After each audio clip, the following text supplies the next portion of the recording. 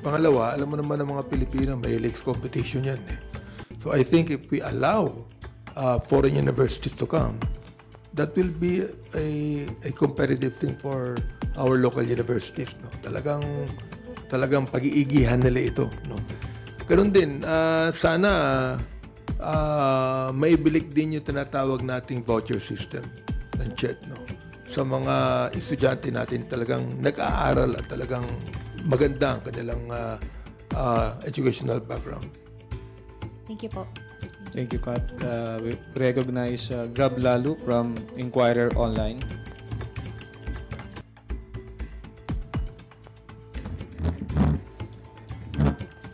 Hello, sir. Sir, although there are conflicting reports, sabi po kasi nung atin ito coalition, nakaabot yung advance party nila sa Scarborough Shoal. Tapos yung kapitan naman ng isang barko, sabi hindi raw sila umabot. Pero what can you say about regarding the regatta moving towards Scarborough and yung reports na may Chinese blockade dun sa area?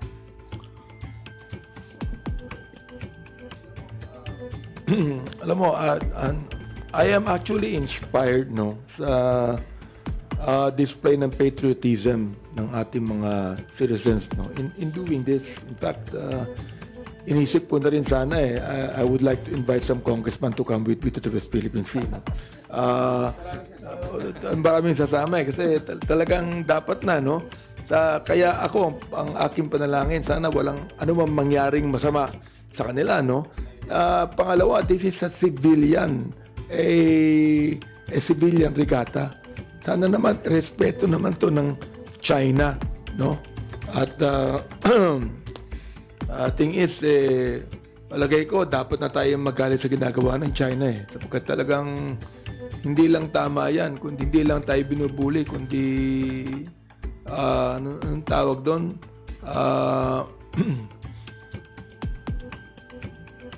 Sa buong mundo, paggigipit na ang ginagawa nila I think ginagamit lamang itong Pilipinas. We are just being a pawn in the motive of China to control the international trade. Sapagkat more than 60% of all trades and fuel dumadaan doon sa international coastline natin. And they want to control that.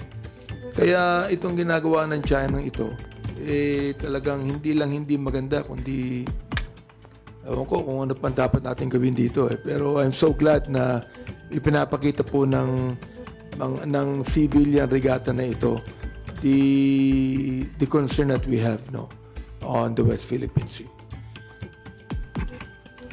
Idadagdag ko lang po, ito po yung apart from nagpupugay din ho kami ito sa mga civilian na gumawa nito.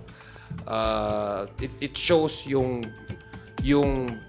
malakas pa rin po yung patriotism, yung nationalism sa ating mga kababayan, yung makabayan na sense of makabayan sa ating mga kababayan natin, mga iyan. So ito'y nagpapakita kung susuporta ng mga individual at ordinaryo na Pilipino sa posisyon ng ating administration, ng ating Pangulong Ferdinand Bongbong Marcos, na pinakita niya sa buong mundo kung ano yung karapatan ng ating bansa over the West Philippine Sea. It speaks about civilian support at nakikisa ang taong bayan sa ating Pangulo. Ito pong issue dyan sa West Philippine Sea, it doesn't have, you don't have to be a public official, an elected or appointed for that matter. It is a civic duty for each and every one of us who calls ourselves Filipino to support this administration in pushing for our rights over the West Philippine Sea. Kasi hindi lang po itong desisyon na ito na protektahan ng ating sobereniya or national territorial integrity ay tayo lamang ang nag-define. Sinuportahan po ito ng desisyon ng UNCLOS, ng arbitrary ruling. Meron po, pag-aari po natin yan. So, masaya po ako dahil nagpapakita po ito yung malakas pa rin po sa ating mga Pilipino, yung pagiging makabayan natin. Pangalawa, nagpapakita po ito ng suporta ng taong bayan sa ating Pangulong Bongbong Marcos. Pagdating po doon sa West Philippine Sea, yung pagprotekta sa ating national integrity, territory, and sovereignty. At nagpapakita po ito na tama po yung aming panawagan dito sa House of Representatives na doon tayo pumanig sa kapwa natin. Huwag po tayong pumanig sa dayuhan dahil civic duty po natin lahat ito. Parati po natin yan. Pag tumatayo sa eskwelahan, sa opisina, ang mamatay ng dahil sa'yo. Simulan natin. Pumunta tayo doon. Kahit takot ako sa dagat. Gab, no more question. Thank you, sirs. Elson Quismore from Manila Bulletin. Hello, Kongs. Good afternoon po. Regarding po dun sa case po ni ni Bamban Mayor Alice Guo po. I think the OSG plans to file a co-warranto case against her. Just your reactions po. Is this the right recourse po? Ako, we welcome that. No? Alam mo, malaking garapalan na ito. Itong Bamban Mayor Alice Guo sa kanyang mga sagot. Ito natin, maigi talaga pang Pilipino ito. I mean, hindi siya dapat maging mayor kung hindi mapatunayan Pilipino siya.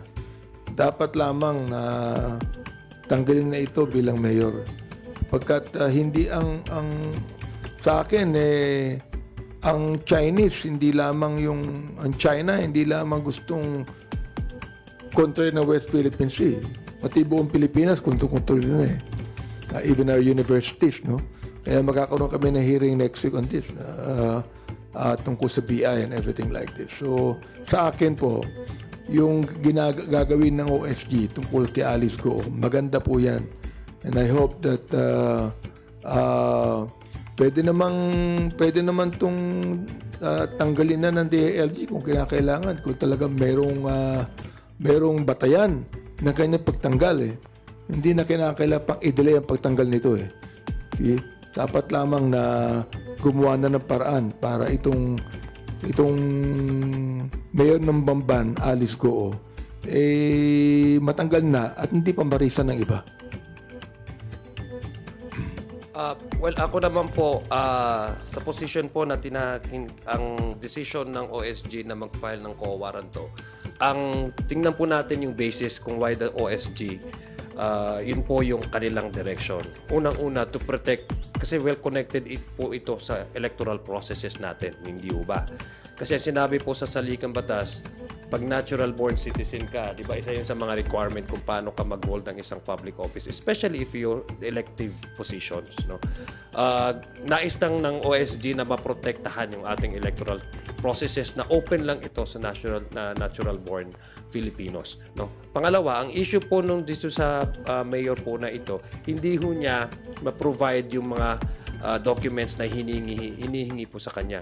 17 years, I guess, 17 years in the country. Ang sabi niya, registration. Alam niyo po, sa late registration, para kumuha po kayo ng birth certificate, marami po yung itatanong sa'yo, marami po yung proseso. Kailangan mong dalhin yung mga kapitbahay, mag-testify, nanay mo, tatay mo, para ipaprove talaga na ikaw ay pinanganak dito sa bansa at ikaw ay natural-born Filipino. Base po dun sa mga sagot niya during the committee hearings, hindi po niya matandaan. Ako personally, pinaka-importante po sa buhay ng tao, aside from pagpapakasal, kasi napag-usapan natin yung divorce, ay yung kumuha ka ng iyong citizenship.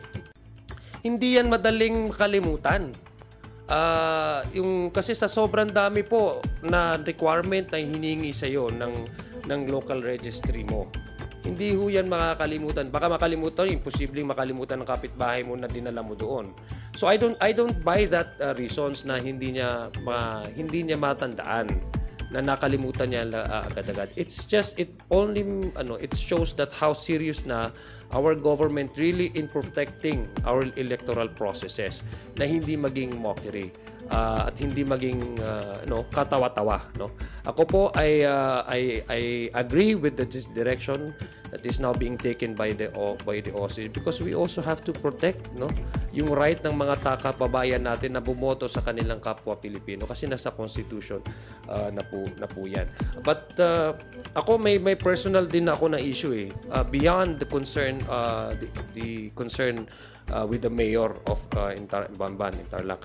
Tingnan din natin ang proseso natin sa mga local registry, because sa public accounts po ng Committee on Public Accounts, which chaired by Congressman Stephen Paduano, si Manong Caraps, ay the same cases ang lumalabas.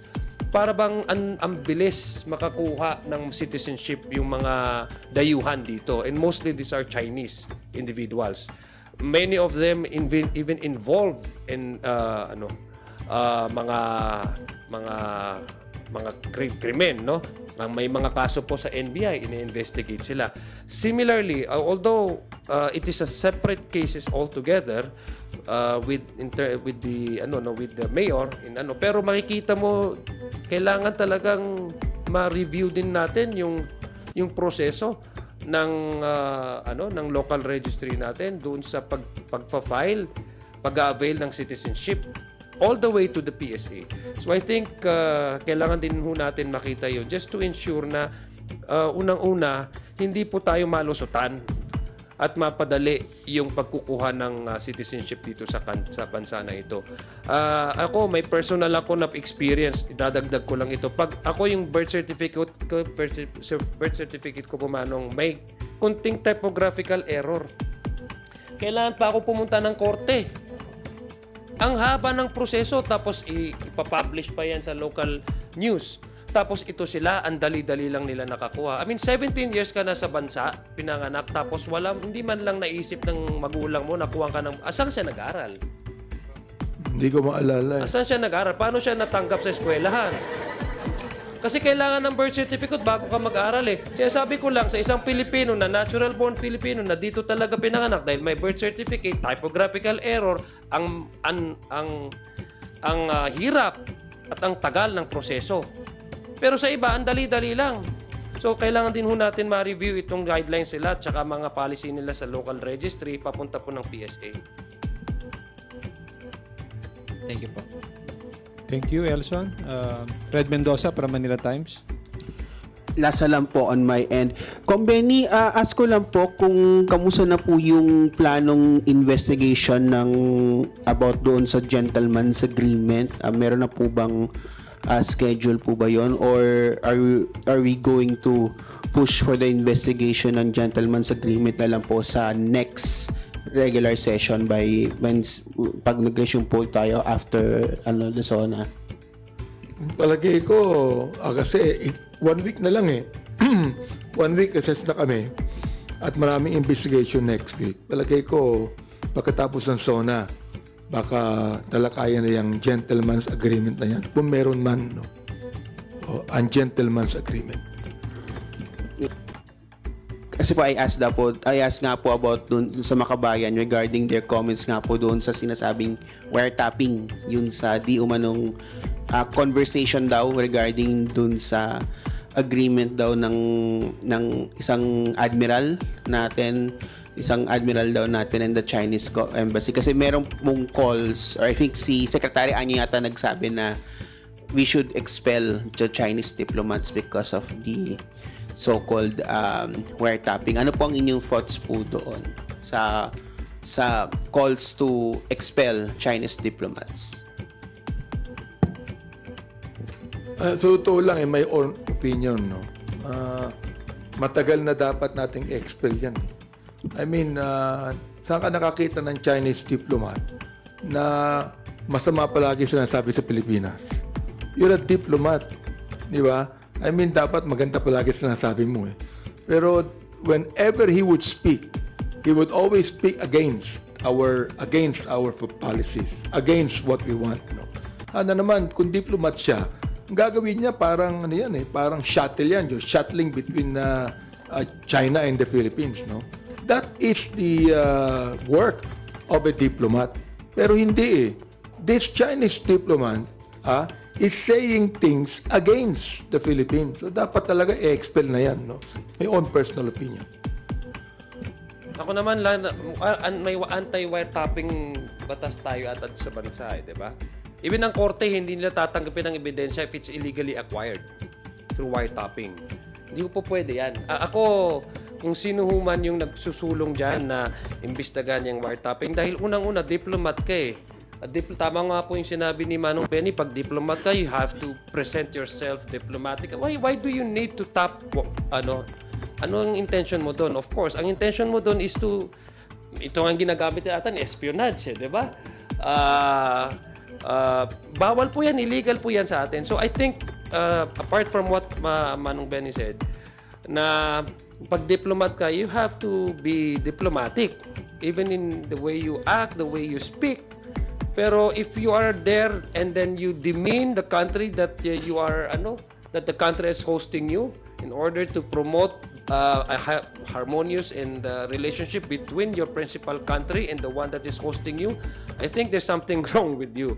And on the part of the on our country, I think it's better also that we can ask China to send a better one, rather than instead of promoting a healthy relationship with China, between our country and China, because I believe ang dami ho nating bilateral agreements with China, trade, etc. Hindi lang ho ang usapan dito between China and the Philippines is ang West Philippine Sea. We also have to look at the trade kasi ang dami po, malakas po ang trading natin, treaties natin with China, bilateral agreement. Instead of that, promoting that and ensuring that these two countries have a healthy working relationship, sinisira mo by means of illegally wiretapping information that is classified and that can also be of national interest, or classified information that really preserve our national interest. So I agree with Manong Benny said.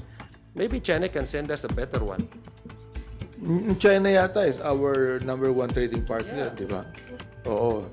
Siguro itong ating itong Chinese diplomat na ito, hindi naman to kumuha ng foreign service, na kinuha ito IT technology. Oh. Baka mamaya general pa yan ng PLA eh. Thank you, Red. Earl Tobias from IBC 13, please go ahead with your question. Good afternoon po, Kongs.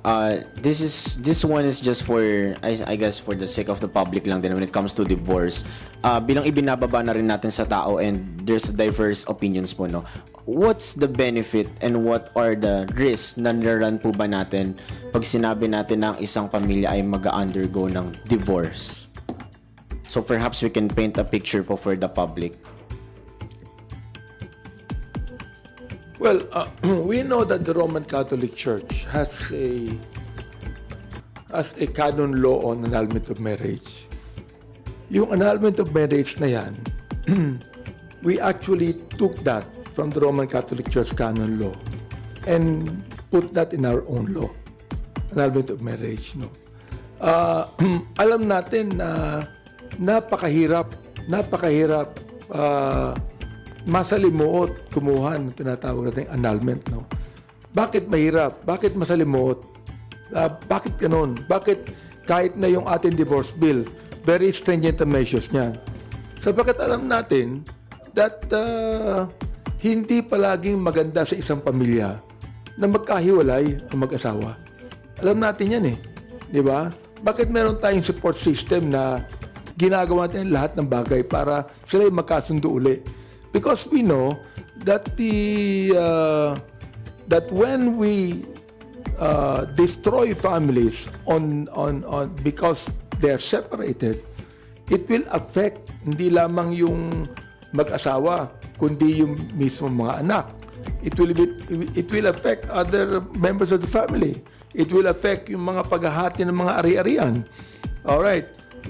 Yung mga bagay na yan, no? Kung halimbawa, naghiwalay silang mag-asawa, nag-asawa uli itong lalaki o babae, magkakaanak uli yan, no? Magkakaroon ng emotional and social tension among the family members. So sa akin, the risk is greater than the solution for that divorce. Kaya sa akin, kung hindi natin kayang pigilan, anyway, meron na tayong annulment of marriage law. kung nais natin ang divorce law, tanggalin natin ang annulment of marriage law. Tanggalin natin yan. And let Congress, kung halimbawa, karamihan ng congressman natin gusto ng divorce, then let us have a divorce law without the annulment of marriage law. Ayaw natin na magkaroon tayo ng maraming batas na siyang sumisira sa pamilya, actually. So on the other side, ano yung benefit? Parang nabanggit sa plenary session kagabi, no, na isa nga yung liberalization at pagpanibagong chance na binibigay na option doon sa side naman na magiging disadvantageous naman for them na may iwanan sila for the separation. So sir, ano bang malinaw or simplified term kung picture bala ng benefit naman na makukuha ng isang tao kapag kumuha sila ng divorce? Well, yung sa current proposal naman ng bill na to, hindi pa, may period of amendment pa, no, Manong Benny? May period of amendment. Pwede pa siya ma-improve kasi you're talking about specific na mga concerns, no? Yung sa pre-propose po na bill ng divorce is it's just simply to make it less costly kasi sinabi ko po kanina yung sa annulment medyo nagtatagal at medyo mahal yung binabayad po. So in this case, meron pong may assistance po ang government na mag-avail, no, nag-file sa family court ng divorce, no.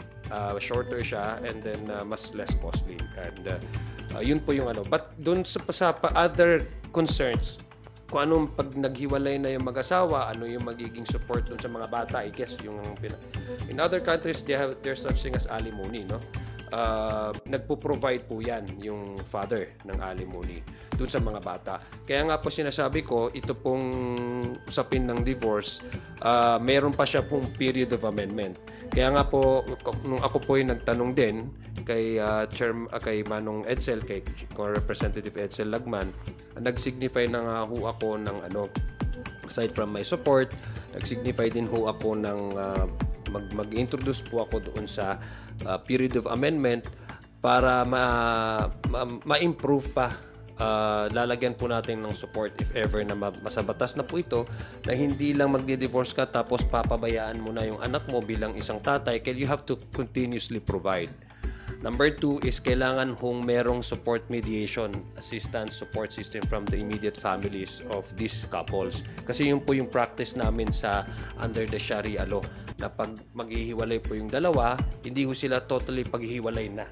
Meron po talagang way na papasok yung mga anak, papasok yung nanay, tatay ng mga para immediate. Kasi ultimately the judge would only grant you the grant you divorce once all other avenues have been exhausted. Para ma-prove po na talagang incompatible talaga kayo. Kumbaga, it's irreconcilable talaga. So you have to prove that, the term irreconcilable. So that's the only time that the judge can grant you divorce. If you can fully exhaust all possible means to keep the marriage intact. So ganun lang ho yung i-introduce ko. Anyway, hindi pa po tapos yung final version ng batas na ito kasi may period of amendments pa. Ano yung benefit ng divorce? Makakapag-asawa ka ulit. Thank you. Sige, go ahead, Darren. Sir, last na lang. I understand marami pang period of amendments kung saan marami pang pwedeng mabago, no? Pero as of now, bilang pinafront natin na it will be much less costly, meron na po bang number as of now kung how much would it be much cheaper po? That would depend on the IRR after the bill has been finalized and approved, and then maybe it follows the implementing rules and regulations kung magkano. But hindi ko pa nakita yung specific ng mga monetary assistance doon I have to review pa the bill. Pero nandun naman dun sa isa sa mga pinapanukalang provisions doon sa batas is to magkaroon ng assistance doon. Kasi nga, based on experience, medyo mahal yung pag-anal. So, nakikita ko, matagal din Matagal din, saka mahal din. Kasi, masyadong stringent ang measures Yung annulment of marriage law, isa lang psychological incapacity. Although nag-rule ang Supreme Court na yung hindi na pwede yung mental lang psychological incapacity, di ba? I mean, kaya dito sa divorce bill na ito, nakita ko rin na napakaraming stringent measures ang nakalagay, provisions na nakalagay. Kaya hindi rin magiging madali eh. Hindi rin magiging madali. At pag hindi magiging madali, mahal din yan eh.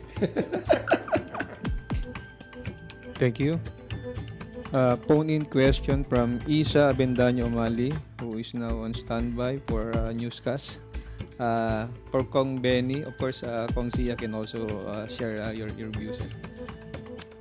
Despite ng mga hakbang para mapigilan ang krimen na may kinalaman sa Pogo, patuloy na nakapagtala ng mga kaso at issue. Dapat na bang magdesisyon si PBBM na tuluyan ng iba ng Pogo? Palagay ko, ang ating Pangulo ay nag-rule na iba ng Pogo. No?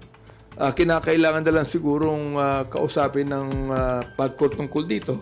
Sapagkat ang PAGCOR pa rin ang merong karapatan na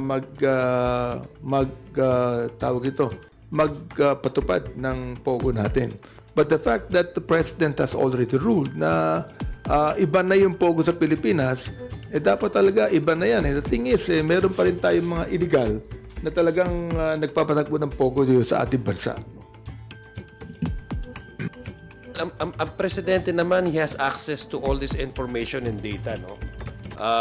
So ang palagay ko, kung yun ang naging decision ng ating presidente, it's because he has seen yung data in terms of crime rate, no? Relating to Pogo workers in the country. Ako, ang position ko lang naman talaga, we will support the president. I personally will support the president for whatever decision he makes in relative to keeping our streets safe. Yun naman pong ano. So I think the decision of the president is based on the actual data, empirical data that was provided to him, na may mga activities or mga crimes relating to Pogo. Kung hindi ito makakabuti sa atin, why keep it? Diba? Parang ganun lang eh. So, tama po yung sinabi ni Chair Manong Benny. I support the President on his decision to abolish the Pogo system. Thank you, sirs. Another phone-in question. Last question for today. From Lianes Capanti of GMA Online. For Kong Sia, Kong Benny, you can also give your views here. Ano po ang update sa Marawi Compensation Law? Magkano nang nadiskubre? Ilan na po ang nabigyan? Ilan na po ang kailangan na budget to cover everyone who is qualified? Well, yung sa compensation board, meron silang 2 billion initially na budget for the releasing of actual compensation packages. May 3 kategory po yan. Structural damage, yung death claims, yung pang-capital po ng mga businesses, and yung mga private houses.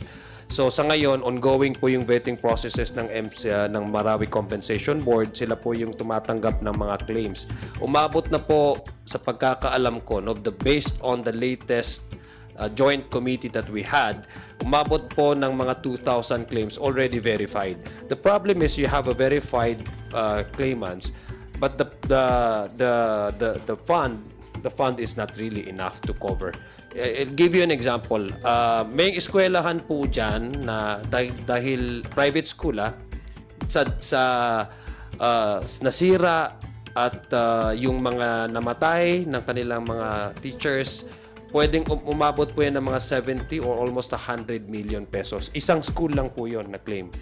So, kung titingnan nyo po, ang total na area na nasira is 24 barangays. No? At least completely destroyed. Completely destroyed. Lahat po yan mag-claim. Lahat po yan nag-file ng claim nila. So, talagang kailangan po ng budget na allotted, at least hindi bababa, para sa akin, hindi bababa po each year ng mga hindi bababa ng 5 billion pesos para at least ma-cover more substantially the portion of claimants under the structural damages claim.